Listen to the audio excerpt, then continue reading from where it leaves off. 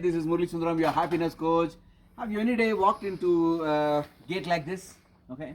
This gate, allows only one passenger to come out. Have you observed it? If 2 or 3 comes inside, you'll get stuck. It will not allow you to move. Similarly, mind also, if you know how to process only one thought to flow, no, life becomes very easy and happy. But what we are doing is at the same time we are having too much of thoughts and processing too many thoughts, and mind gets jammed like this. Would you like to live life like that? No, right? Better we all learn how to be more calm and peaceful, become more mindful by processing one thought at a time. When you process one thought at a time, you are more mindful of the thought that is flowing in your head.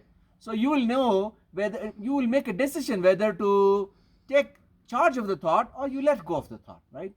So life is all about just one thought away in our life. Every thought is important, okay? Please take care of your thought, because managing your thought is managing your life. Thanks for watching this video. This is Murali Sundaram, your happiness coach. Thank you.